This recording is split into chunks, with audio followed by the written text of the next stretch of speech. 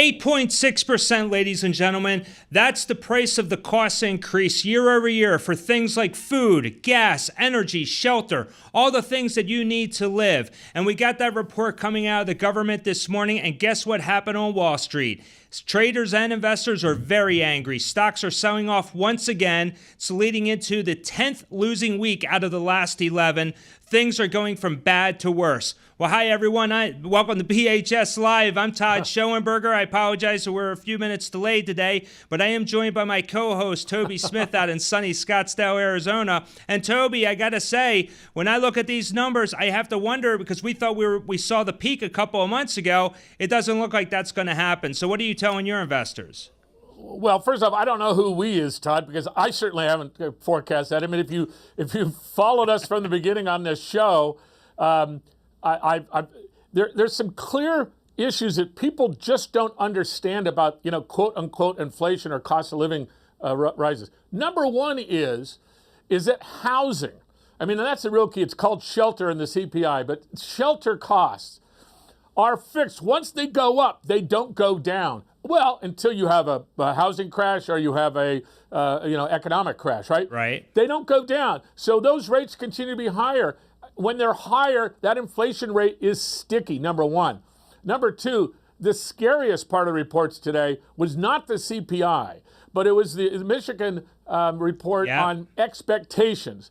Because what you need to understand at home is that what scares the hell out of the Fed is when a wide swath of American consumers feel like, gosh, my prices are going to be going up 3-4% here all the time, so I'm going to buy more stuff now to save on those higher prices, when in fact the hoarding of stuff feeds higher prices, and then it becomes a vicious upward feedback loop.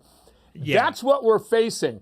Don't worry about the short term here. If you worry about unanchored inflation expectations, which I guarantee you they're talking about today, then our forecast is 8% inflation for the next 3 or 4 months. 8% inflation. The Fed is meeting next week. All expectations are looking at another 50 basis point. That's 1/2% increase for interest rates. And this should continue for the next couple of meetings at least. The question actually comes up because when we hear this number, the White House is scratching its head. The Fed is scratching its head. They're wondering, what can we do other than raise interest rates? And yes, you are right. There is a short-term knee-jerk reaction. But when you are an average American and you're paying $5 a gallon for gasoline, it's insane. And you look at your food costs are up nearly double digits. You have to wonder, when's it going to stop? And that right now, it doesn't seem like there's a real good plan to try to counter this.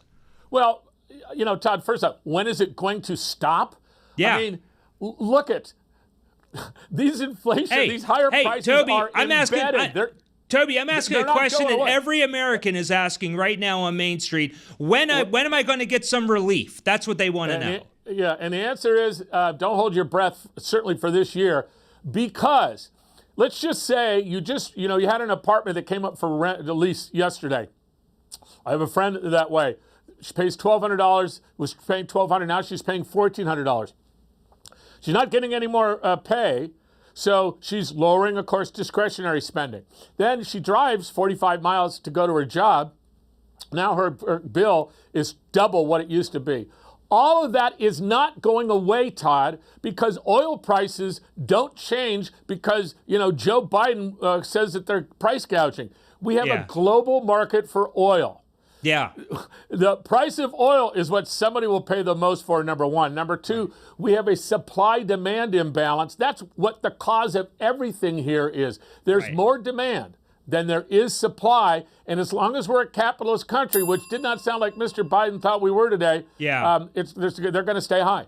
Yeah, I just heard the bell. I think we're going to run right through it because we're wall-to-wall coverage on this right now, Toby. We're going to be talking a lot about this in the 4 o'clock hour. We have a couple of great guests coming on, and we'll get into that in a moment. But when you start looking at the numbers themselves and you really start dissecting the data, and a lot of Wall Street analysts would love to actually pull things out, X food and energy. Maybe we'll take the shelter component out of it. And when you look at it, then you're hearing numbers, maybe we're only up 4 or 5%. That doesn't fly for Main Street America. And I know that those are the individuals that are watching this show right now because they want to know. They see their 401k balances dropping. But you brought up an excellent point about changing spending habits. And that is the one item that the government has yet to really give us to really say that anybody is really curbing their spending. We haven't seen that demand destruction. So you have to wonder, what is that price elasticity model right now? Say on a gallon of gas, how much higher does it have to go before Americans say, the hell with this, I'm just not driving?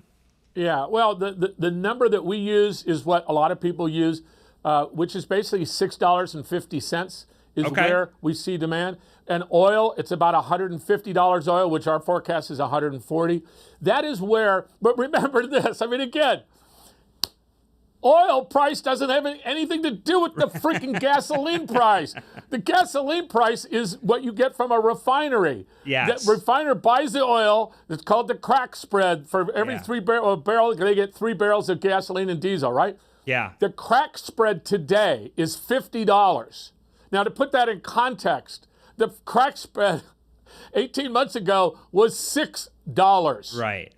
Right. So if you understand that we could take oil prices down, whatever, but if we are short almost 25 refineries around the world, again, it is not complicated. We have more demand than supply, and the only way the Fed can get any of these prices down is to smother the America's GDP while Europe is already being smothered and getting demand to come down. Supply demand is irrevocable. And what I think that, again, the Biden speech today was just horrific from the concept of macroeconomics. I know. All the things that are bad, that shippers are made $180 billion, that the Exxon is buying stock back, etc. We live in a capitalist country. Supply demand is the essence of capitalism. And, oh, by the way, we created this thing called ESG investing, environmental, social, and governance. And because we started that, we starved the capital that needs to go into coal, oil, natural gas, pipelines, etc. So we've done both horribly.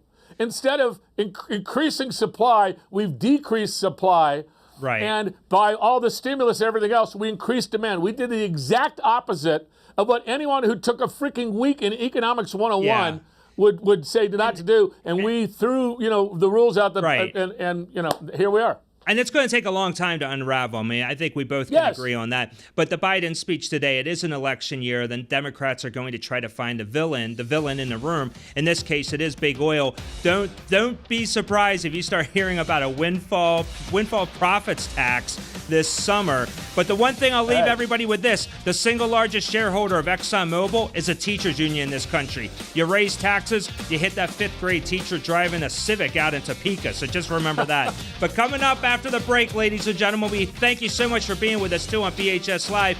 We're going to really start looking at jobs. We're going to start seeing the jobless claims numbers pop. What industry is actually impacted when you see a big bump in layoffs? We'll get into that after the break. Please stay with us.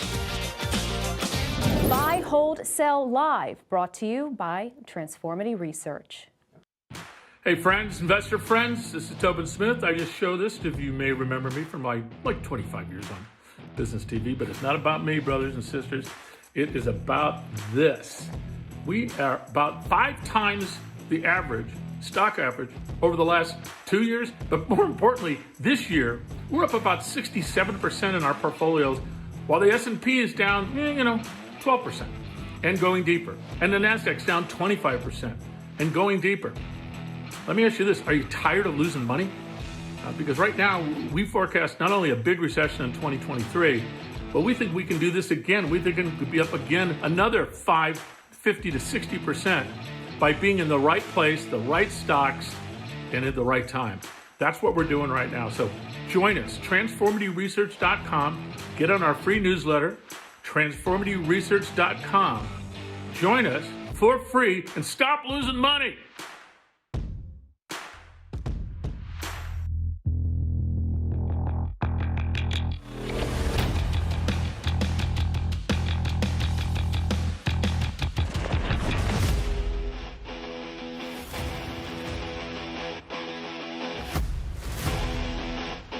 If you like Buy, Hold, Sell Live, be sure to smash the like button.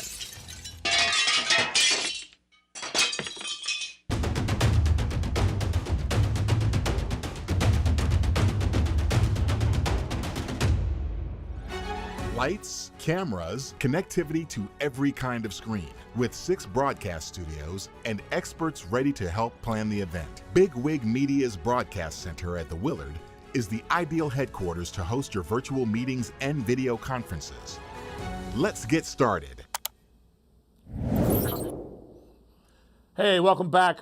You know, one of the issues that people who've sort of denied inflation and denied recession is that, but look how strong the economy is. We have 15 million job openings and we have, 7 million people looking for jobs.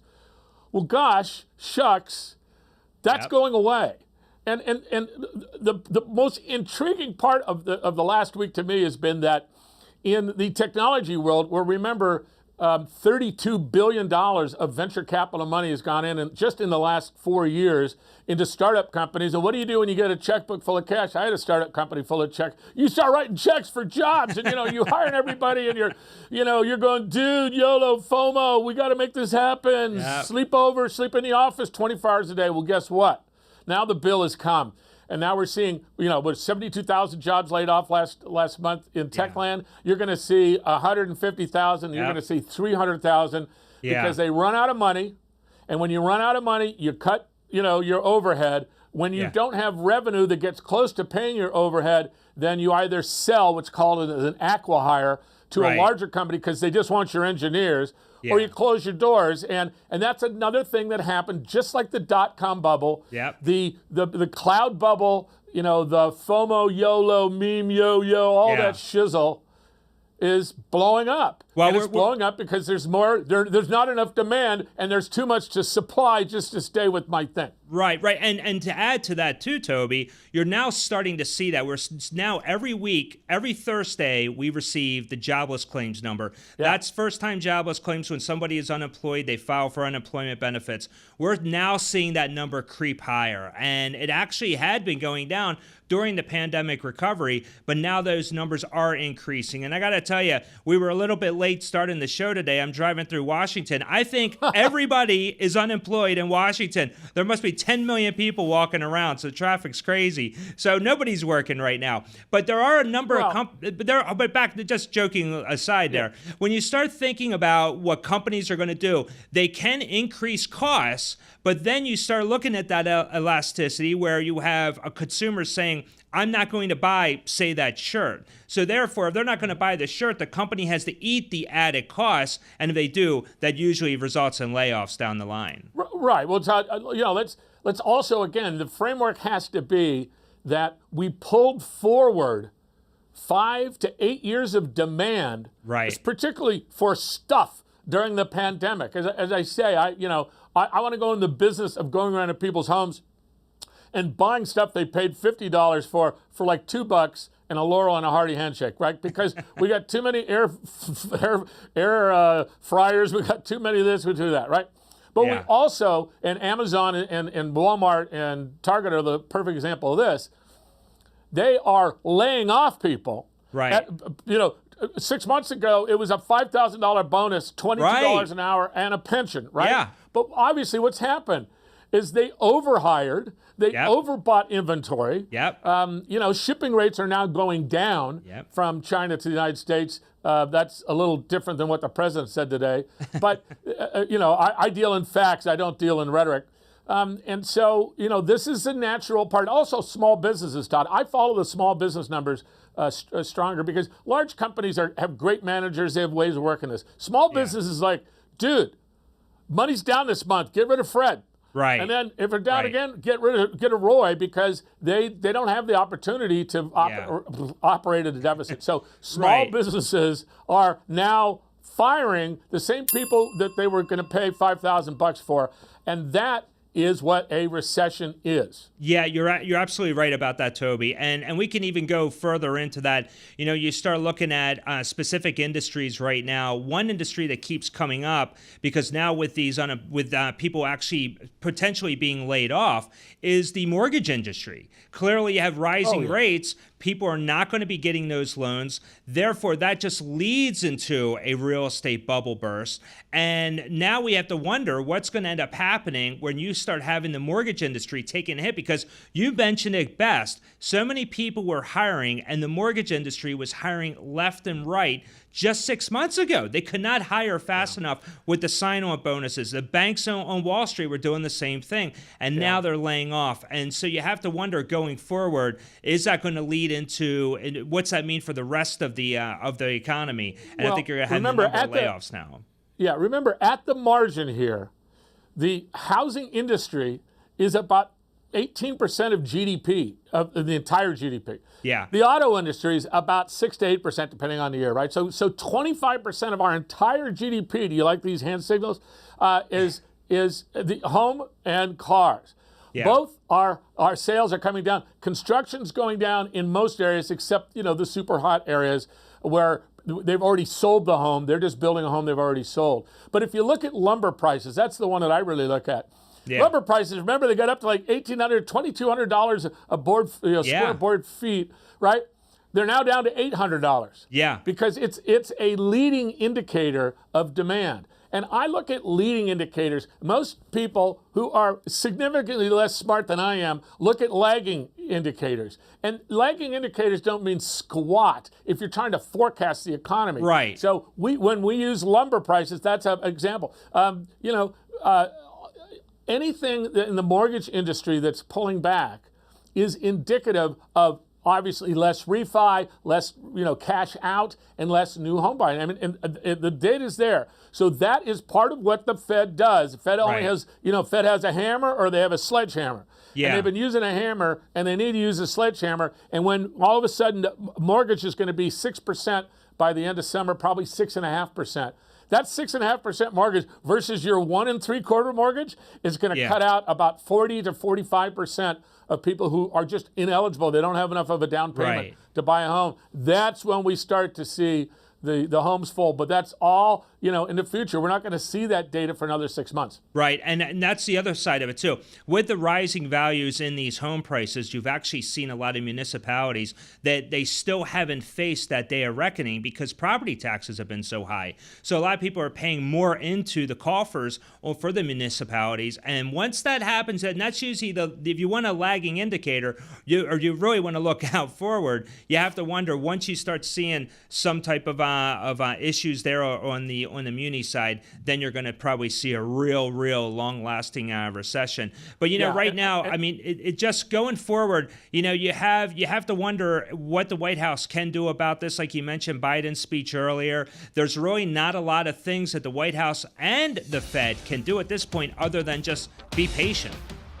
We have a supply-demand imbalance. The only thing they can do is bring down demand greatly. That's the only thing they can do. That's all they can do. That's right. Well, I look right now, I see the Dow is down over 700 points. We're going to be with you up until 3:30, and I also want to get into what we're going to be doing for the 4 o'clock show. There's lots of great guests, lots of excitement as well. We do hope you stick with us for that 4 o'clock. But coming up after the break right now, Toby and I are going to be talking about the Federal Reserve meeting coming up next week, and we have a few guesses of what Jerome Powell and company might actually do. So please stick with us. Buy, hold, sell, brought to you by Crosscheck Management. Hi, everyone. I'm Veronica Dudo, and welcome to Buy, Hold, Sell. If you have the Russians that are going into Ukraine, the Americans and the Germans and everyone else in Europe is going to say, hell no. If Russia doing things, logically was their MO, I'd agree with you. Yeah, Todd, why don't you get him on a phone call right now? Hello. Financial News TV, just the way you like it. Fast-paced, unadulterated, in-your-face, rock and roll style. Join us next time on Buy, Hold, Sell Live. Oh, yeah, I'm going to remember all that. I can't even remember. Oh, God. Yeah, well, that does. I want you to, oh, my God. Fast-paced, no, oh, sorry. Take one. Fast-paced, no holds barred, in-your-face rock and roll style. Woohoo! Let's kick some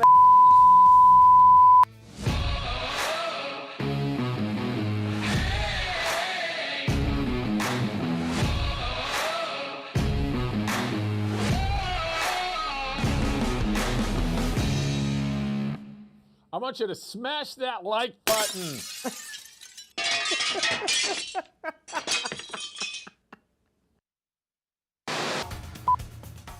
Track, cue, dissolve. Good morning and welcome from Bigwig Studios. From the Bigwig Media Studios. Bigwig Media's broadcast center at the Willard is the ideal headquarters to host your virtual meetings and video conferences. Kudos to our team who's running around behind the cameras. What I liked about working with Bigwig Media was you guys are the experts. Our industry pros have you covered. Let's get started. Welcome back to BHS Live. I'm your host, Todd Schoenberger, joined by my co-host, Toby Smith, out in Scottsdale, Arizona. And we went into today, we saw that we were waiting for this big inflation reading. The worst thing for the White House is that we saw an 8.6% year-over-year rise, but we saw it on a Friday, which means it's going to be sticking with the newspapers all weekend. That's not very good. This is only the second time in the last 12 months we've had this reading on a Friday. Toby, I see the market is actually starting to recover a little bit. I know it's a little bit jaded to say. Dow's actually only down 560 right now. We were down over 700 a few minutes ago. But we have a lot of movement for next week because next week you have the Federal Reserve meeting. And all expectations, they are looking for a 50 basis point, 0.5% increase. That's what the decision's expected out of the FOMC. But do you think that they're going to stick with that? Or based off of today's data, do you believe the number might be a little bit higher? Yeah, I mean, that's always a dicey call, Todd. Typically what the Fed does is they tell you what you're going to do, they're going to do, they tell you again, and then they tell you again. And that's what they've done with the 0.5% raise. If they went with the 75 basis point, in other words, take it up to 0.75%, which they absolutely should do for crying out loud. I agree. But then it comes into the credibility of the Fed, and I know it's a little esoteric for people at home, but the credibility of the Fed is what holds the entire global monetary system together. Because remember, every Deutsche Mark or yen, et cetera, is priced off the American dollar. Yeah. The American dollar is priced based on inflation expectations. So you have a choice of ripping the Band-Aid off and letting the markets, crap on themselves. Oh, God. Or you have maybe the risk that if you did the 75 basis points, people like me would buy stocks that day because because we actually know now that they're serious about this and they're not pretending this, silly little game that, if we just take the next 4 months to raise rates, that we're, because remember, they have to smother the American GDP to get the demand side down. Yeah. Our supply side is like crazy. Unfortunately, not crazy, unfortunately. Our demand side is crazy. Yeah. And we can talk about this all day long. We can, but the all only day. I have all day, is, Toby. The only question is when does the recession start? And because the Fed has been so behind the curve here, how hard do they have to smash the economy to get down to the point where, but remember, we got 11 million jobs and only 6 million people available. We could lose 6 million jobs and we're still at full employment. I think people forgot that data.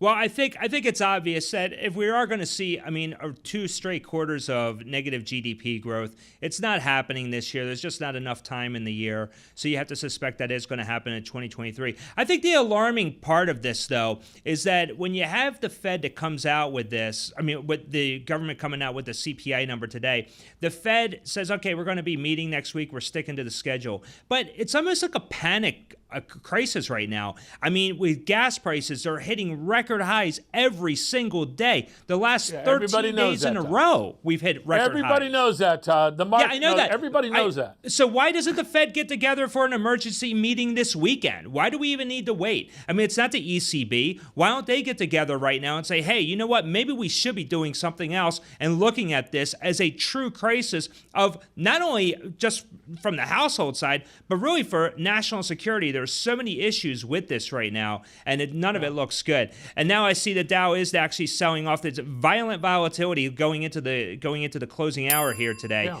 Doesn't look good right now. Okay, so your prediction for Wednesday, for the Wednesday meeting when they get started, you're thinking it's a wild card. It could be 50 basis points, 75, but one or the other. No, they wimp out. They do exactly what they said they're going to do. Yeah. And And remember, the bond market, who actually understands inflation, has already priced in 0.5% today, in June, Right. July, and in September. That's already priced in. Here's the point. As the stock market goes down in value, the wealth effect goes in reverse, right? Right. So our number is, if we don't hold 3,800 on the S&P, then we go to 3,600 support, then we go to 3,400 support. If we break that, then the Fed is going to wimp out again and come in and say, hey, wait a minute, this is too much, too far, too fast. Right. Yet, conversely, when stocks had 20 years of gains in 6 years, well, we'd be only going back to the value of 2020 below the pandemic, right? So, we somehow you have to pay for all the stupid things that has been done by the Fed, and I would rather pay for it now than just limp along. And they're afraid, they're afraid of crashing the market. Well, gee gosh. You're thinking like Paul Volcker. Tootsies. You're thinking like Paul Volcker back in 1980. This is Paul Volcker. Yes, I was there, buddy. I was selling bonds. You were. But you lived through that. And I was telling people, look, you have to get this 12% 10-year bond into your portfolio because they're never going higher. And then 3 months later, I was back to the same hedge funds and pensions saying, you can get it for 14% now. Yeah. And by the way, no one remembers that Volcker raised the Fed funds rate to 21%. Right. No one true. would believe that today. He actually had in one setting. I mean, he would go 1% clips if he had to. And to give the viewers a little bit of background on this, Paul Volcker, when he was running the Fed, this was during the Carter's going into the Reagan era, and we were looking at high inflation back then. You hear about it on the news all the time. But what he did was like you said, he wasn't doing this 25, 50 basis point thing. He went all the way through, and he spiked higher quickly. But he also had the benefit of looking at a supply side type of tax-friendly Congress at that point, and that did help matters going forward. Yeah, but Todd, that's your right-wing brain. Oh, come on, Toby. What actually happened is that we got a wage spiral and we had a Social Security spiral because we put a cost of living index in Social Security and in the 29% of jobs. That was why it spiraled, Todd. The reason why it had to go to 21% had nothing to do with supply side. It had to do with the fact that they'd become untethered. Inflation was feeding wages, etc. And the only way to stop it was to essentially eliminate 10 million jobs, which is what happened in that deep recession in 82, 83. Well, we lost 10 million jobs. We have 40 million less jobs then, Todd. You know what? I'm gonna do a little pushback on that for all my Republican friends out there. And I look at that Tax Reform Act of 86, and I look at the 2 cuts that happened before that as well. I think that led to a lot of growth. But regardless, Toby, you and I, we love talking about this. That was 86. I'm talking about in 82, 83. All right, enough of that. That's when the Orioles were last in the World Series, by the way, in 83. Whole other story, though.